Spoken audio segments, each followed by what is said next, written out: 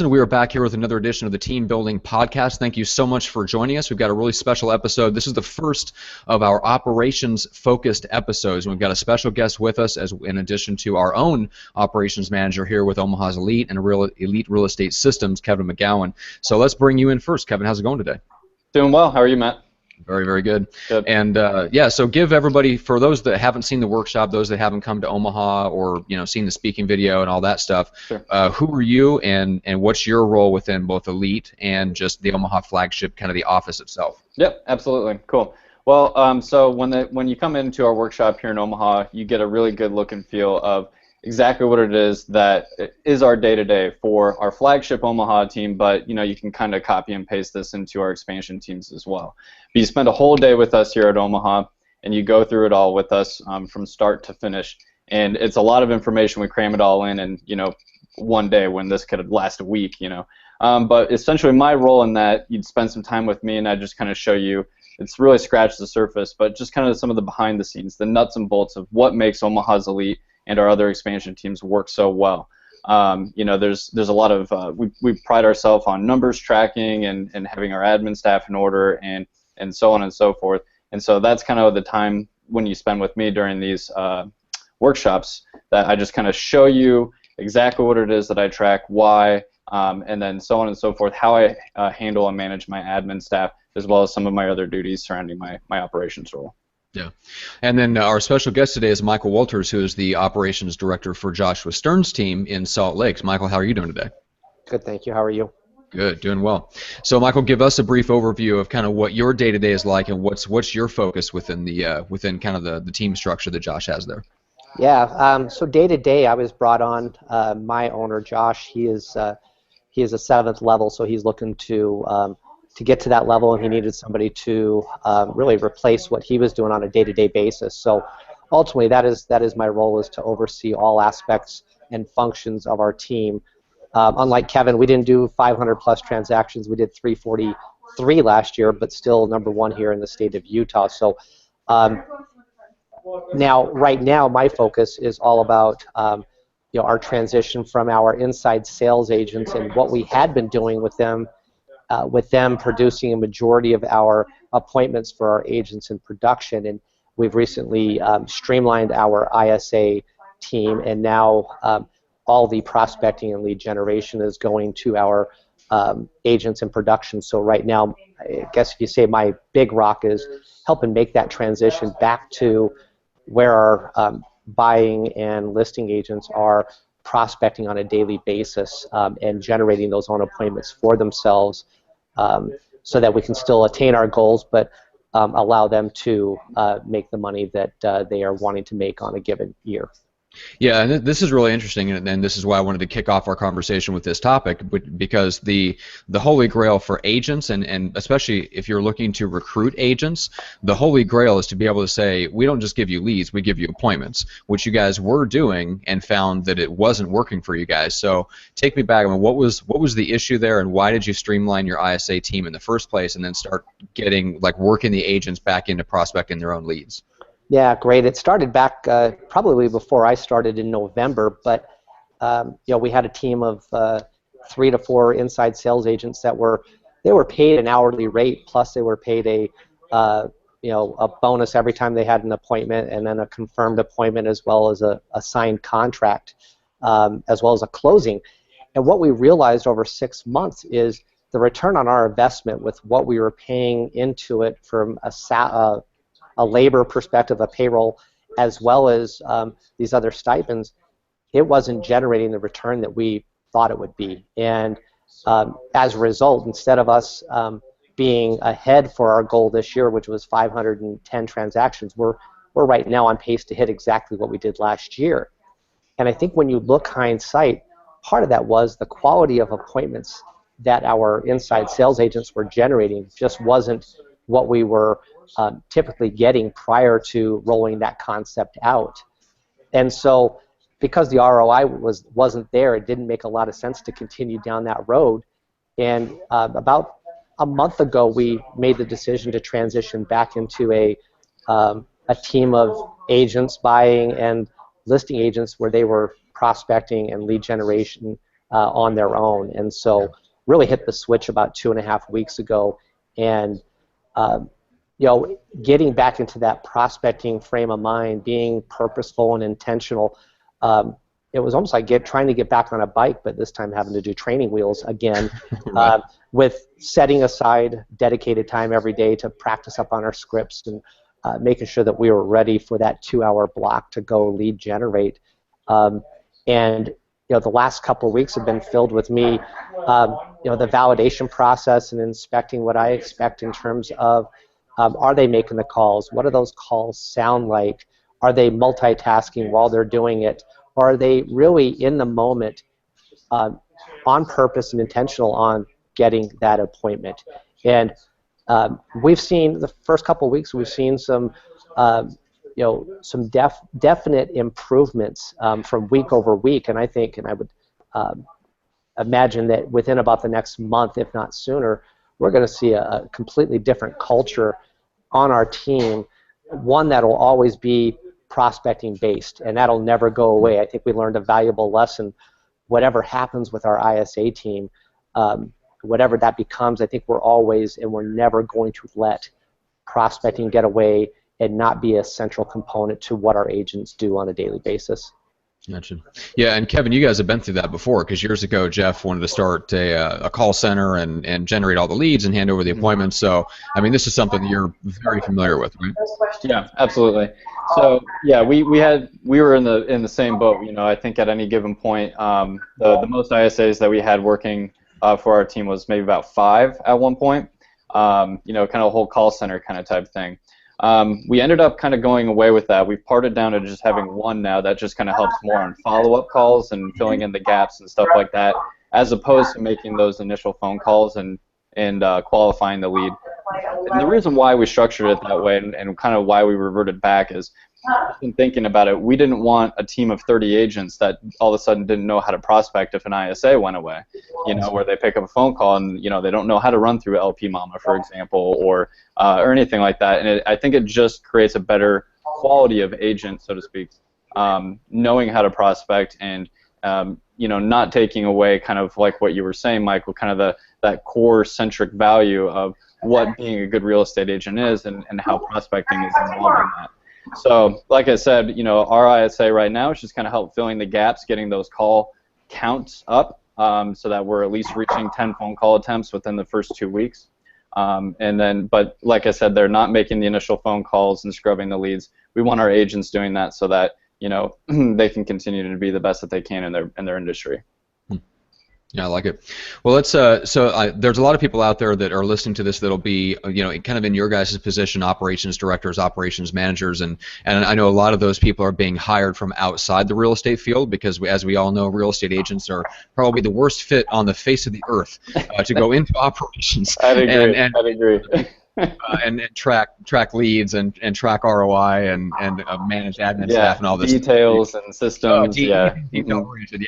If you say a checklist, I think a real estate agent just threw up hearing that word. Yeah. But so let's start with you, Michael. You're obviously coming into this from a very different environment, but you're very familiar with managing people, and I mean, in a big box retail environment, like checklists and systems are everything. Like that's the whole point of a franchise, is they hand you a bunch of checklists and systems, you go execute it, and you will make a profit. So what's been your biggest adjustment coming into this? Like, I mean, it's basically a wild west where you're managing a sales team and herding cats effectively. I mean, what's been your biggest challenge in coming into this? Yeah, I think, to your point, I mean, coming from my background in a corporate world where, best practices were set up where it was the same in every single store. I mean, we know that's how you make a profit when it's consistent, time over task over time. I think it was just that, is just how do we create systems and processes that were simple yet something that could be repeated every single day over day, to try to establish that consistency. And we know that over time that it's going to lead to more prosperous results. So not having that, one of the first things I got tasked when I came in was creating an onboarding, if you will, first 100-day checklist for every position on our team. because, you know, at the end of the day, I mean, high turnover in any given team doesn't do anything for results. We know the results go downhill or are not sustainable. And so really my first 6 months, one of the side projects I've had was creating a first 100-day checklist for every position on our team, whether that be the ISA agent or being a buyer agent, a showing agent, a listing agent, and making sure that as people come onto our team, we have a standard set of what is that first 100 days going to look like. And it starts with, let's get you business cards, let's get you set up with the email, all the way through to, okay, what does the Keller Williams Connect, what does the internet look like for the intranet rather, what does that look like, and how do they utilize those tools? How do they utilize our internal Google Drive or our Dropbox to access tools that will help them in their business? And it's really helped as we've rotated people from ISA to, let's say, a buyer agent. There's no guesswork. We just say, let's pull up the 100-day checklist. They own it as well as myself, and let's go to town. Let's make sure there's a purposeful, on-point, everyday rhythm to make sure that after 100 days we feel like they're set up to success.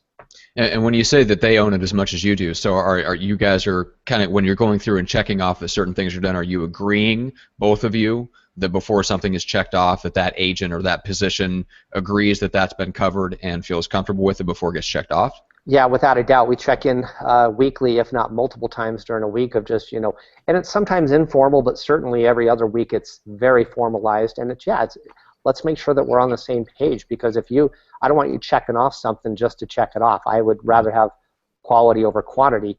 And it's really helped with the onboarding. We've had 3 new people in the last 3 weeks, 1 ISA and 2 showing agents. Well, fantastic.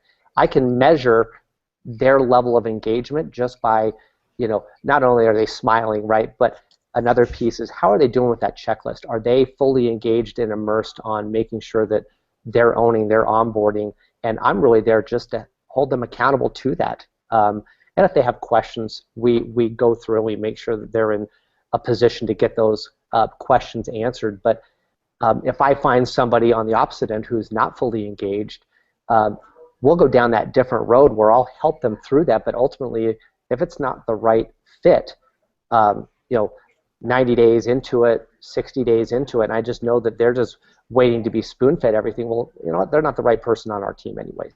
Yeah, it's a good point. Kevin, what's your onboarding process there in the Omaha office look like? Yeah, it's actually pretty similar to Michael's, but we're kind of changing it up a little bit here too. But when an agent is brand new, the first thing before they do anything else is that they'll sit down with me for about an hour for our onboarding. And so once again, that's when we bust out some checklists. I have one for me because I have all my behind-the-scenes stuff that I need to do, like designing their business cards and so on and so forth, setting up their emails and everything.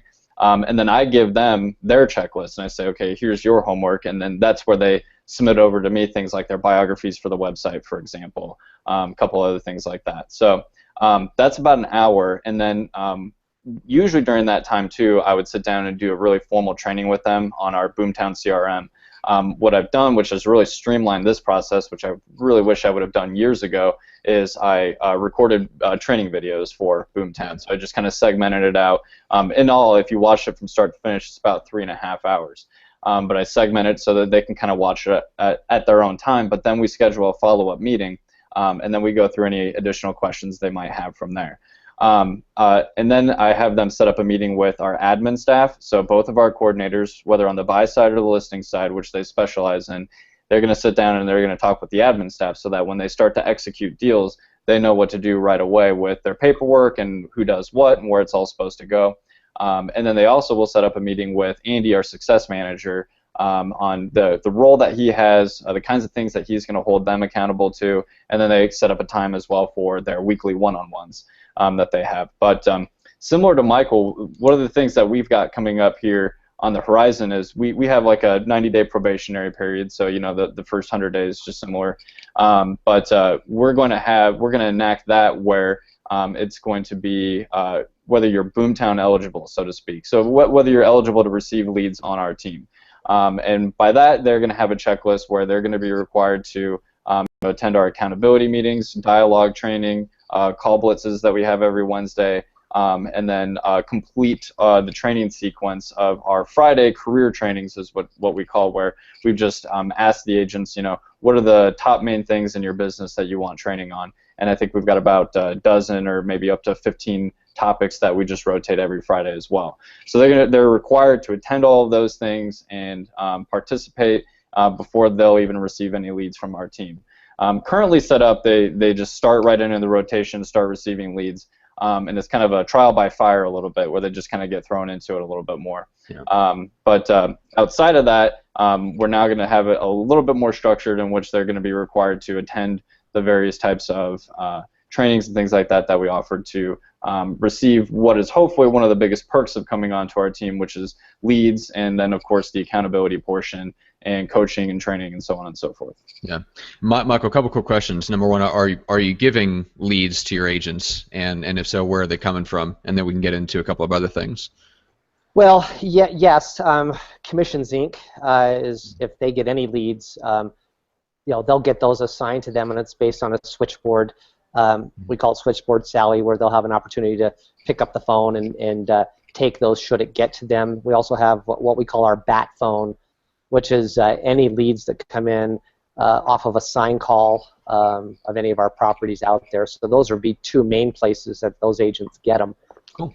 And then if I get, we've got Dave Ramsey and Glenn Beck and now Sean Hannity leads coming in. 55 places, which is a 55 and older community leads that come in.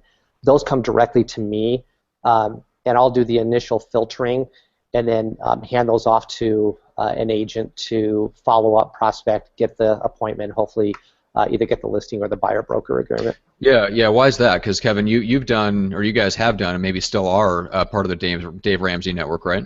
Yep, sure. Yeah. So what's the strategy there, Michael, for you taking the calls yourself? Well, first and foremost, we had a really, really hard time with, how fast could we get back to those leads? Because as Kevin knows, it's all about how fast can you respond. And I know that I may get on the course of a weekly basis between those 4 or 5 platforms. If I get 6 to 10 leads, that would be a good amount.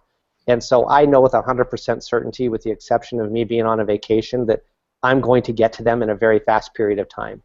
And if I can get to them and I can have a great first dialogue, I know that's our first step into getting that appointment or getting that buyer-broker agreement.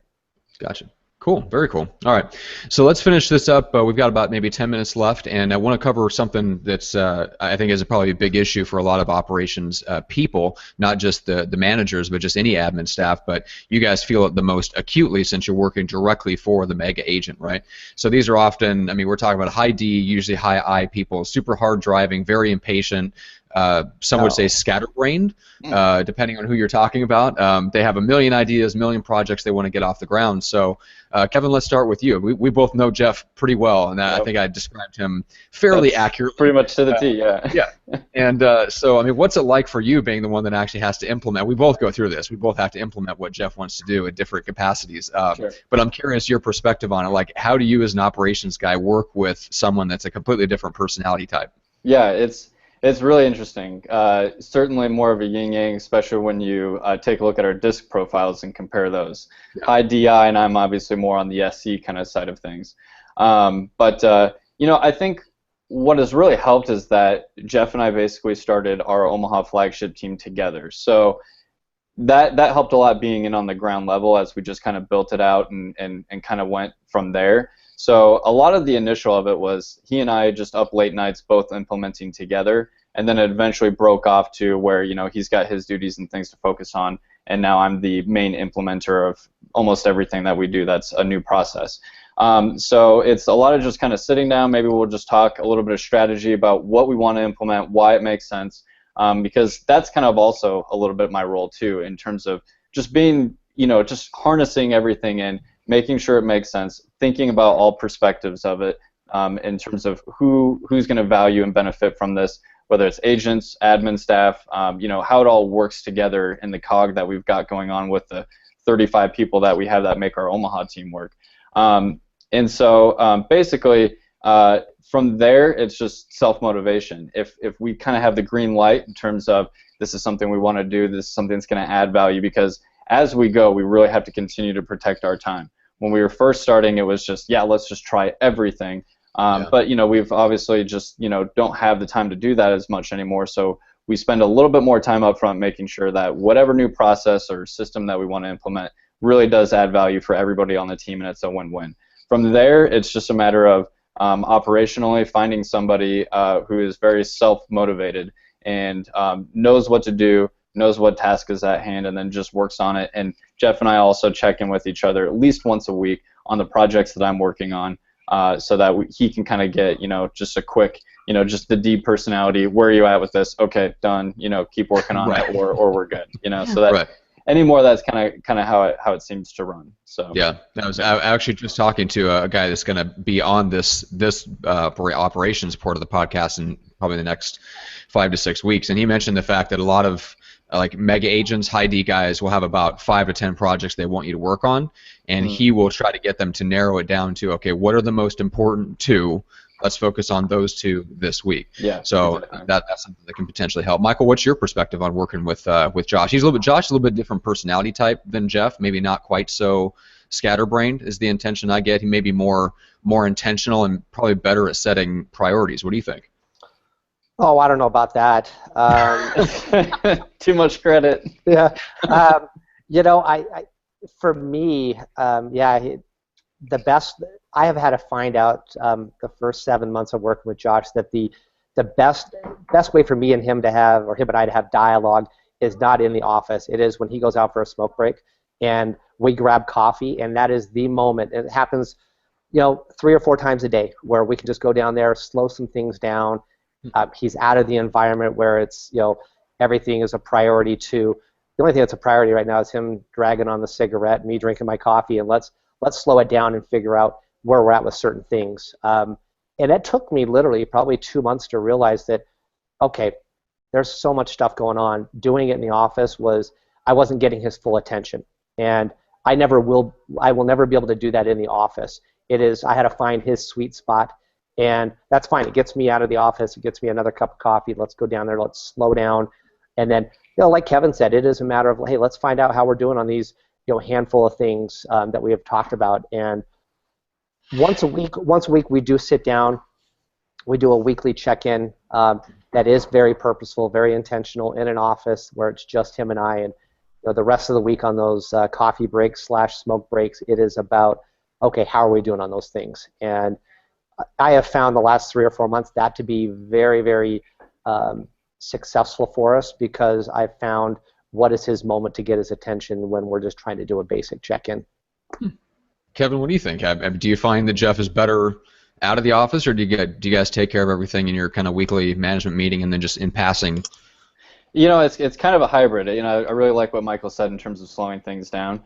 So we do have office meetings. We really don't meet very much outside of the office anymore. However, we do kind of have like our secret special bat cave, so to speak, where we're in a brand new office, and there's a whole section of it that's unfinished, and we'll escape to that. So we'll just kind of get out of the office, the typical office area, and we'll just go to this big open unfinished area. It's got a balcony that looks out, over to some green space and stuff like that.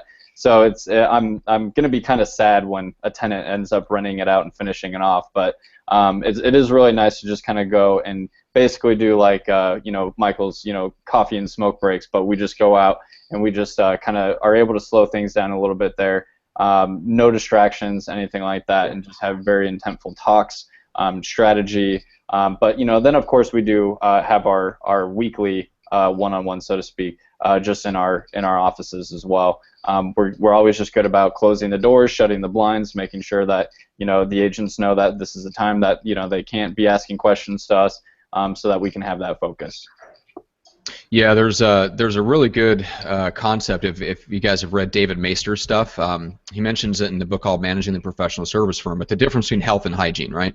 So you've got the hygiene issues in business, or it's just kind of the stuff that they need to be done on a continual basis. They just keep you where you're at. And I can see that kind of being the stuff that you go over in management meetings and just kind of keep everything on track. Mm-hmm. But then there's the health stuff, which is the long-term health of the firm. And I can see that being, you kind of need to get out of the day-to-day stuff. You need to get out of the weeds a little bit to focus on those longer term issues. Like, we get caught up, and we all do, we get caught up in that kind of a short term mindset, and you have to almost, it's a good trigger for your brain to physically get out of that environment where you're always focused on the short term, so that you can take a step back and look at the long term health stuff. Yeah, absolutely. I think that where that really comes into play for Jeff and I is when we travel. That's really nice because we have nothing but time to kill, like on a plane, for example, or a lot of, when we're traveling together, that means it's business, and so that gets things really going in the head, and then we're able to just sit down and you should see all these notes that we scratch out on just a 3-hour airplane ride. No, they're the best. That's when our health really comes in, because when we're traveling, especially a lot of times we're either talking to other teams or other agents, whatever it might be, and we refocus on that long-term health, and that's when a lot of those things come about, and we get focused on that, and then it's the weekly check-ins from there in terms of the more maintenance once we get that established. Yeah, very cool. Michael, any? Since you're kind of new to the business and coming to it from a management side, what are some resources if somebody is out there kind of in the same position and hitting the ground running, and they've got a lot to learn? Where would you point them? What were some of the resources and tools or books that kind of helped you get up to speed? Well, I've got a great resource in Josh. Literally, that is the book. But I think for me, and I don't, Kevin, are you part of Keller Williams, or are you part of a different brokerage? We're Berkshire Hathaway. Okay. Yep. So I've done a lot of the trainings though. Recruit, Select, ESO, yeah. I think for me, getting on board and understanding what Gary Keller's, we talk about the one thing. That was a huge, a lot of books talk about the same things. That was a great piece of information for me to leverage. And then the other one was just the MREA, the Millionaire Real Estate book around how Keller Williams, what we expect from an operational standpoint and finances, what should that look like for a team of our size based on expenses and GCI and cost of sales and whatnot. So two great resources right there. And I've read more books in the last 7 months than I probably have since college. I'm just trying to immerse myself in different aspects of real estate specifically, but leadership as well. Being in big box for as long as I was, I thought I knew it all, but the reality is coming in and running a small team of 15, I had to adjust myself on my own leadership skills and how I approach things.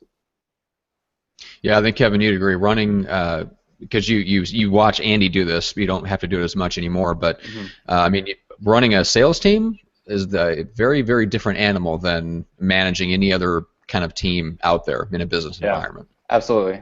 Yeah. Just like with Michael, the whole team has read the one thing. We have a monthly book, every 2 months we have a book club where we all sit down as a team and we read and all that kind of stuff, and then we'll have a nice, good long meeting after it. But another one that we've read, looking up on my bookshelf here. So we've done the Miracle Morning for salespeople, which is really nice too. Just kind of a good way to get your day set up and get people started. And that was Hal Elrod, the author there. That was really cool. He ended up doing a webinar with our whole team to kind of speak to his book once we were doing our whole book club meeting for it. But I think in terms of sales teams, one of the best reads that we've had, and we're actually recycling it because we've had new agents on our team since the last time we've read it, is the 5 Dysfunctions of a Team. Mm-hmm. And that is a fantastic one in terms of outlining, showing different roles, really easy, quick read, but just showing, how everybody works in the system, how they affect others around them, and then what all makes a really good synergetic team all work together. So that one was so good that we're recycling that and reading that a second time. But half of our team hasn't read it since the last time, because they've been hired on since. So very cool. Yeah. All right. Yeah, and I would throw in managing the professional service firm. That's a ridiculously good resource. And then if you are like Michael with your background with where at least your experience with the ISAs. Predictable Revenue might be a good book for you to read. I'm actually going to do an interview here shortly with Frank Klezis, the founder of Viral Marketing and 1000callsaday.com, about that book, because that's what really helped them specialize their sales roles and made the ISA model work for them.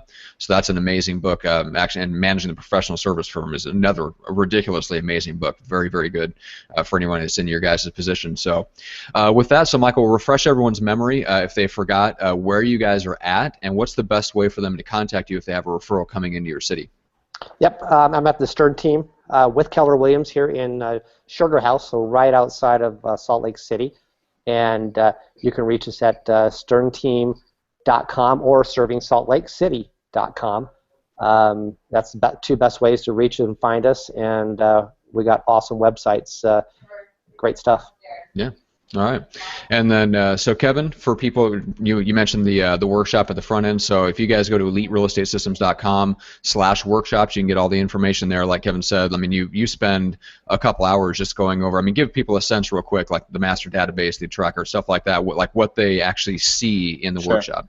Yeah, I mean, we'll kind of go through a couple of spreadsheets, and I try to make it interesting because I know spreadsheets aren't necessarily sexy, but the whole point of what I go through is our master database, which tracks all of our sales information, our best information that we can track to pull conclusions from on how to make better business decisions. We can calculate a proper ROI for all of our lead sources and find out things like, on average, how long is a buyer in the market before they buy, so you can set the proper expectations with buyer's agents. And even how many showings each one of our listings on average gets, so we can set the proper expectations for all of our sellers. So really good information there that I would kind of just walk you through our database, as well as what we call an agent accountability matrix, which is where all of our prospecting numbers live. So every Monday morning, all of our agents go around the room and they say what their prospecting numbers were for the previous 7 days. Then we have a spreadsheet where that's all entered in, and that's where those numbers live. And then other good little pieces that we can draw from that are like a call to contact ratio, so that we know that that would be like 20%, for example. So it's all a numbers game, so we can just kind of show that based on your goals, whether they're X number of houses or X amount of money that you want to make, we can just set you up and set you a proper goal to say, here's how many calls that you should make per week. If you do that, you should be in a really good area and avenue to be able to accomplish whatever goals that you set. So those are a couple of good examples. I do all the marketing for our team as well, so you get a good look at our buyer presentations, our listing presentations. I'm contracts and compliance manager, so if you have questions on contracts, I'm your guy for that. And really just anything that has to do with marketing or the face of the team. And then I usually will get a few questions on how I manage my admin staff and check in with them one-on-one, our weekly one-on-ones as well, and our coordinators and so on and so forth. So that's just scratched the surface, but in the time that you'd spend with me here in our Elite Real Estate Systems workshop, that's what you would get with me. So cool. Yeah, and then well, let's go ahead and wrap it up there, at least for the public here. I just want to remind you, we'll be back with another episode. We've got some more interviews, but every month we'll do kind of an operations-focused one like this, where we'll put Kevin together with an operations director or manager from another top team around the country. So you'll notice those, and so if you're in that position, or if you're a mega agent and you have an operations director, give them this specific podcast, and there'll be one of these every single month coming. So keep an eye out for that. And with that said, guys, thank you so much, and we will see everyone in the public on the next one. All right, perfect. Thanks, Matt. Thanks, Michael.